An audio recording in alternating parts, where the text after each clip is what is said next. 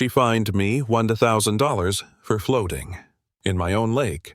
I was fined $1,000 for swimming in my own lake. Let that sink in. Not trespassing, not endangering anyone, just floating peacefully on water that legally belongs to me. And yet, Victoria Harlow, the newly crowned HOA president, decided I was a menace to the community. Her words, not mine. That moment, standing dripping wet on my dock, holding a bright orange fine notice in one hand and a towel in the other, something inside me snapped. I didn't scream. I didn't argue.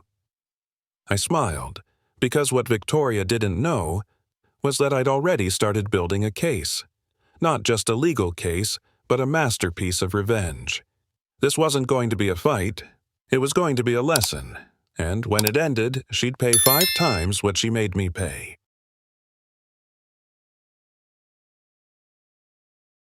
My name is David, and until recently, Willow Creek Estates was my sanctuary. Not just a neighborhood, but a personal slice of heaven. I'd wake at sunrise, walk barefoot to the dock, and dive into Crystal Lake, 20 acres of glassy stillness, half of which sat squarely on my property. No noise, no traffic, just water, sky, and the occasional wave from a neighbor walking their dog. For years, the HOA and I coexisted peacefully. They used part of my shoreline for summer picnics. I even helped mow the shared trails. No one questioned anything.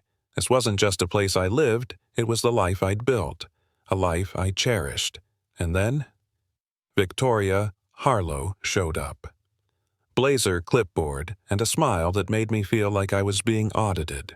From day one, I knew she wasn't here to make friends. She was here to take control. Victoria didn't ease into her role, she stormed in. Within her first week as HOA president, 17 warning letters went out. Grass too long, mailboxes too tall, garden gnomes visually disruptive. And always signed in thick blue ink. Sincerely, Victoria. Harlow, president. She carried a clipboard like a sword and a metal ruler in her handbag like a sheriff's badge. I once saw her measuring a trash can's distance from the curb while muttering city code aloud. She held meetings in the community center like it was Congress. Order, she'd yell, banging her Amazon-bought gavel while neighbors exchanged eye rolls.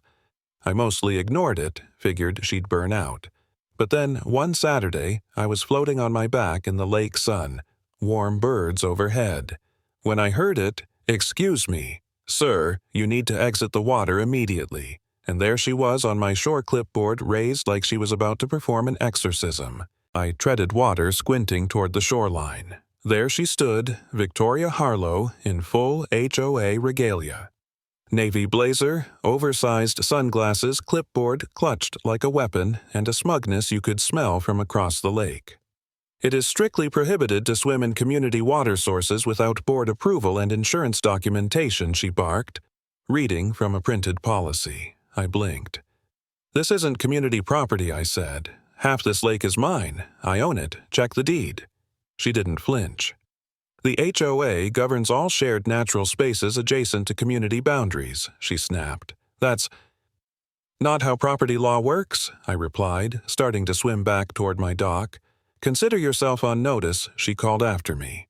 And just like that, my private sanctuary had been invaded. By a woman with a ruler, a rule book she clearly wrote herself. And a delusion that was about to cost her far more than she imagined. I figured she'd calm down, maybe glance at the property map, realize her mistake, and move on. I was wrong. The letter arrived Monday. Certified mail. Official HOA letterhead. It was 3 pages long. Unauthorized recreational use of community resources. A $1,000 fine. Threats of additional penalties. Legal action. Even eviction if I persisted in my reckless endangerment. I read it 3 times just to make sure I wasn't hallucinating. Then I laughed because if I didn't, I'd scream. I gathered my deed, highlighted the exact property lines. I printed the lake survey from 1952, the original easement agreement, even a letter from the previous HOA president confirming my ownership. I hand-delivered it all to Victoria's front door. She opened it in a pink blazer, as if HOA enforcement came with a dress code. She didn't even glance at the documents. "The fine stands," she said coldly. "The board has spoken." I asked, "When did the board vote on this?" She smiled cold and tight. "Emergency session," she said, "held at Starbucks, with her two best friends, Brenda from Lot 9 and poor old Mr. Chen, who thought they were meeting for coffee. From that day forward, the letters poured in. Almost daily. Warnings, threats, HOA policy citations pulled from what looked like a fictional rulebook she'd printed at Staples. She claimed I was creating an attractive nuisance. She filed a city complaint accusing me of operating an unlicensed recreational facility. She even told neighbors I was planning to open a water park. I started getting weird looks at the mailbox. Mrs. Langston from across the street asked if I was installing slides. I realized something then: this wasn't just control.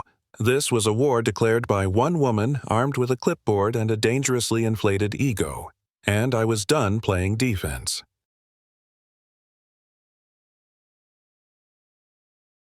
At first, I wanted to reason with her.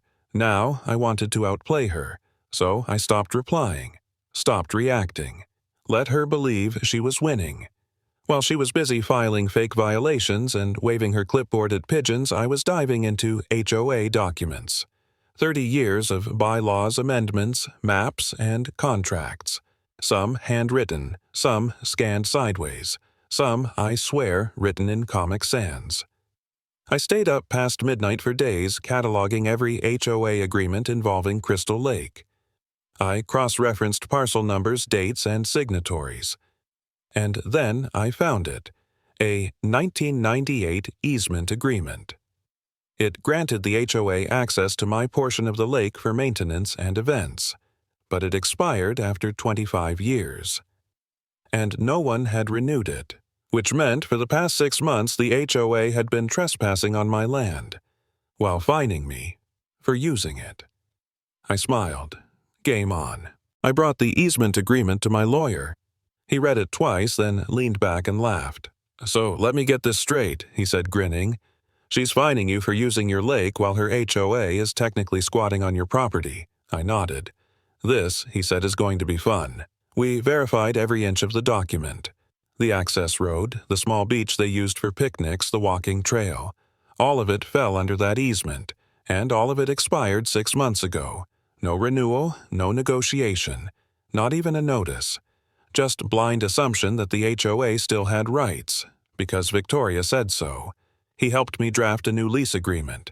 The price, $5,000 per year, market rate, backed by comps from 3 licensed real estate agents.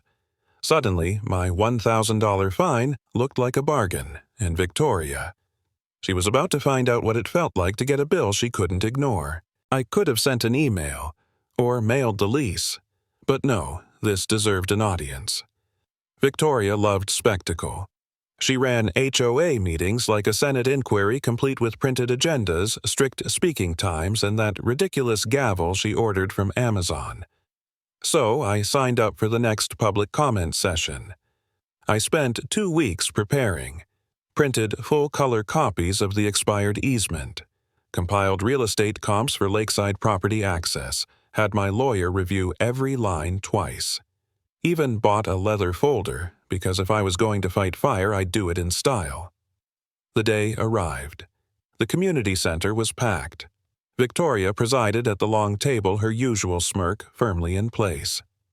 I sat in the 3rd row, calm, silent, waiting. She had no idea. This wasn't going to be an argument. It was going to be an execution. When Victoria called my name, her voice was dripping with disdain. "David Miller," she said flatly. "You have 3 minutes."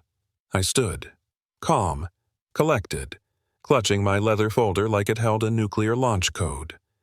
"Thank you. Madam President," I began, matching her tone.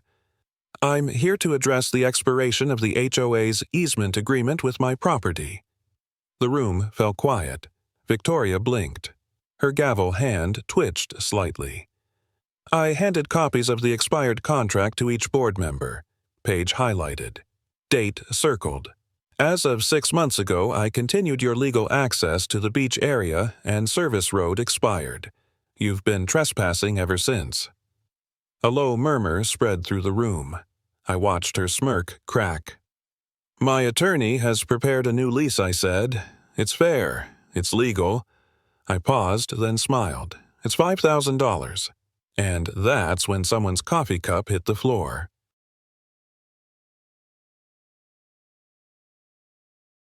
Victoria froze.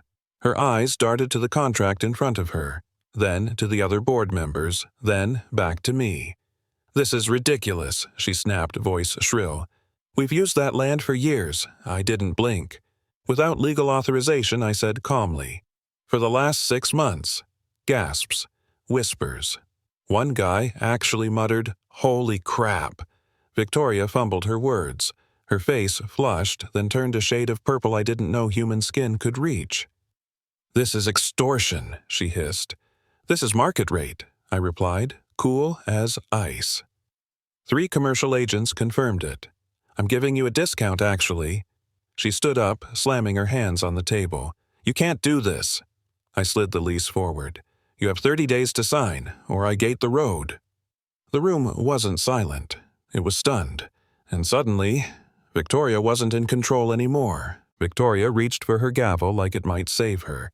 She banged it once, sharp and desperate. "This discussion is out of order." But no one listened. Tom Bradley, the HOA treasurer, had already pulled up the community budget on his laptop. His eyes widened. "5,000, he whispered.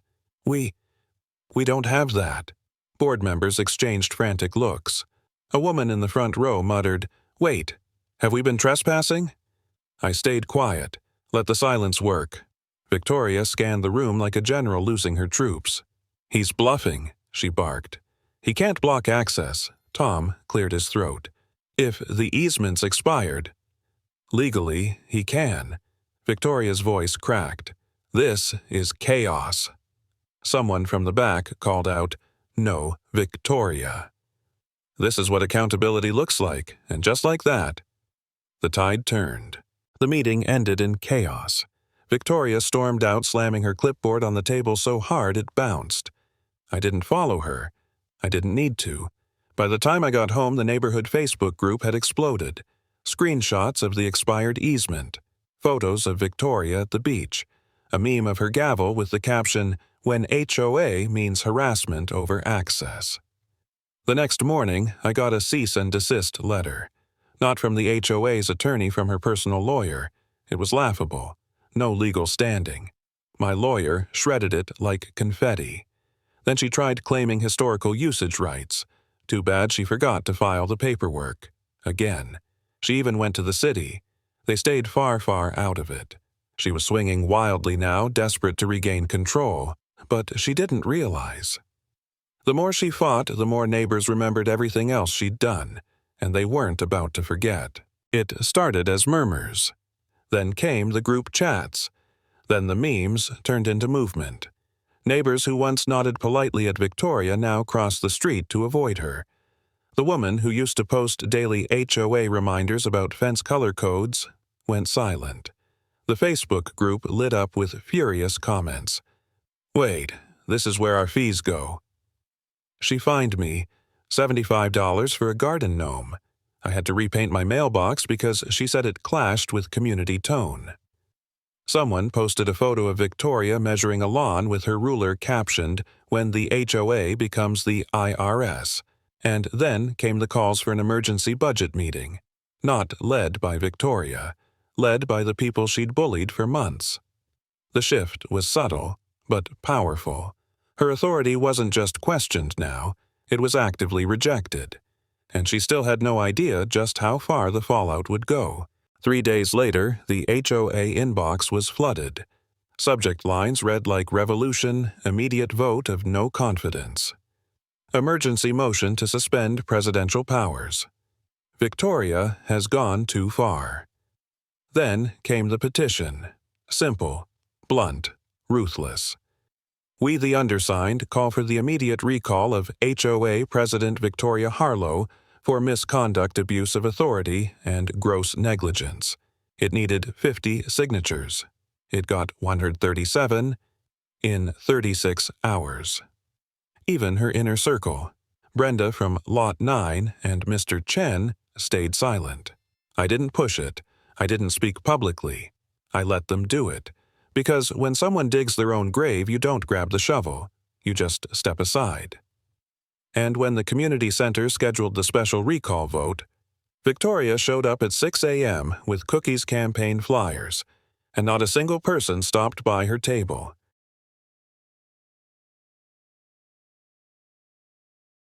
Victoria arrived before sunrise. She wore a black power suit, her most severe, yet like she was attending her own political funeral. She set up a folding table near the community center entrance, neat stacks of flyers with her smiling face next to the words "Strong Standards," "Stronger Leadership," and beside them a plate of oatmeal cookies. No one touched them. For hours she stood there alone, smiling too hard, shoving flyers at neighbors who nodded awkwardly and walked faster. A few people took the cookies, then threw them in the trash across the parking lot. The line inside grew long, packed, residents shoulder to shoulder, buzzing with purpose. Someone had set up a live stream. HOA drama had become HOA history. And Victoria, she stood beside that table like a relic from a fallen regime, watching as the community she once ruled lined up to vote her out. Inside the community center, the energy was electric. Old neighbors who hadn't spoken in years were fist-bumping. Mr. Nguyen from Lot 14 wore a shirt that said, HOA equals hand off our authority. Each resident signed and cast their vote and whispered stories of fines, warnings, humiliation. Meanwhile, Victoria hovered by the refreshments table, pretending to reorganize her untouched cookies, checking her watch like it owed her an apology. She kept glancing at the door, as if some last-minute cavalry might arrive, but no one came. Even Brenda from Lot 9 had voted early and left without saying a word. At 5 p.m., the voting closed. The room held its breath. The HOA secretary stepped up with the envelope. No microphone needed.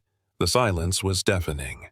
By a vote of 141 to 20. Victoria Harlow is hereby recalled as HOA president, and in that moment, the clipboard lost its crown. Victoria didn't speak at first. She just stood there, stiff, hands clutching her leather notebook like it might rewrite the results. The room was still. No claps, no cheers, just relief. Then she stepped forward, voice cracking. "This is a mistake. I was only trying to maintain standards." No one responded. She tried again, louder this time, desperate. "You'll regret this when property values plummet." Someone in the back laughed. A sharp, honest, fed-up laugh. That broke her. Her face crumbled not with tears but with ego collapsing under its own weight. She grabbed her clipboard, her oversized purse, and her measuring ruler. Yes, she brought it and stormed out, heels clacking on the linoleum like a countdown to her exile. Outside, the wind blew her campaign flyers across the lot like confetti no one celebrated. The queen of the HOA had fallen, and no one followed her. The next week felt quiet. No letters, no warnings, no measuring tapes, just Bird's Lake water and neighbors waving again. Then came the envelope, a formal apology from the newly restructured HOA board. Polite, professional, almost embarrassed. Inside was a check for $1,000 the fine Victoria had imposed, plus interest. There was also a proposed lease agreement, Crystal Lake access for $500 a year. Reasonable, fair, respectful. I signed it without hesitation. Later that day, Tom Bradley, the treasurer, knocked on my door. He handed me a homemade pie and said, "We're sorry, David. You didn't deserve any of that."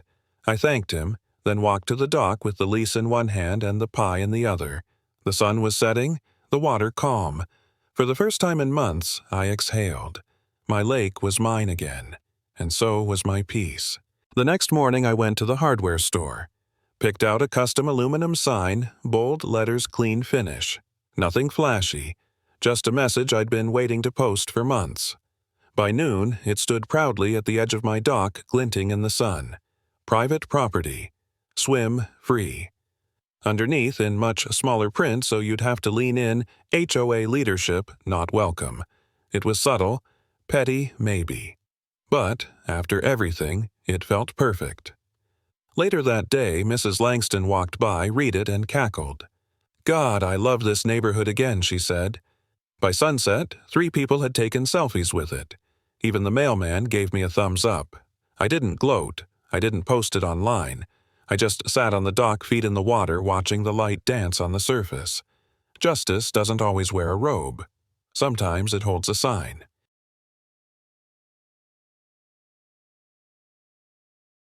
A week later, I saw the for sale sign go up. Victoria was leaving Willow Creek. According to Brenda, who now openly roasted her in the group chat, she'd taken a job 3 counties over somewhere nobody had heard of the Crystal Lake incident. The real estate listing was a masterpiece of irony, charming colonial in a peaceful, tight-knit community. HOA managed for optimal tranquility. I almost choked on my coffee. Rumor had it the first question from every potential buyer was, "Is that lady with the clipboard still around?" And when they heard she wasn't, they smiled. Her house sat for weeks. No open house, no goodbye notes, just silence. Victoria left the same way her authority crumbled quietly, desperately, and with no applause. And as her car disappeared down the hill, I leaned back in my Adirondack chair and whispered, "Long live the lake." That Sunday, I swam again. Same dock, same ripples, same sky. But this time it wasn't just a swim, it was a statement. A floating, silent middle finger to tyranny. Face up to the sun, I thought of every letter, every violation notice in 12-point Times New Roman. They tried to drain this lake with paper and pettiness. But I had the deed, and now the high ground. Neighbors waved again, kids splashed by the shore, no clipboard, no fear, and me. I smiled, not because I won, but because I never had to shout to do it. I let the system she weaponized fold on itself. Sometimes the best revenge is peace, and sometimes it's printed in bold aluminum. Victoria believed power came from titles. From a blazer, a clipboard, a letter taped to your door, but power without limits. Just noise. She shouted. I read documents. She clutched rules. I held the law, quiet, precise, undefeated. Laws don't scream. They whisper in boundaries, deadlines, contracts. They don't need to threaten. They just revoke permission. I didn't beat her with volume. I beat her with understanding. She thought authority was absolute. It isn't. It has borders. And when you cross someone's line, especially a legal one, there's a cost. The lake wasn't just mine by ink. It was mine by principle. She played pretend with rules. I played for keeps. And the best part? Everyone was watching. And they were done, staying silent. What surprised me most wasn't the refund. It was what came after. HOA meetings transformed. Real voices, real transparency. No more fear, just purpose. The wind chime guy. Now he runs the budget committee. Mrs. Langston once fined for her too cheerful lawn. She's running the next picnic with music this time. People joked about the Harlow era, but they remembered the lesson, never let a clipboard override your common sense. Even Tom the treasurer said, turns out HOA rules aren't sacred. They're just unchecked, until someone checks. What began as petty power play became a civic reset. I didn't just reclaim a lake, we reclaimed a community. All it took was one fine, and one person willing to say no more. One morning, I noticed something taped to my front door. For a second, my chest tightened old reflexes. But it wasn't a violation notice. It was a handwritten note. From a neighbor I barely knew. Thank you for standing up when no one else did. You reminded us we're not just residents, we're owners, we're people. Taped beneath it, a tiny plastic ruler. No explanation. Just perfect poetic mockery. I laughed so hard I nearly dropped my coffee. Later that day, I found a flyer in my mailbox. Join the new HOA Committee on Fair Governance. The meeting was being held at Get This Starbucks. You know, where Victoria once held her infamous emergency sessions. Turns out, poetic justice pairs beautifully with iced lattes. That evening, I floated on my lake again. No clipboard in sight. Just Ripple's peace and the satisfying sound of nothing at all.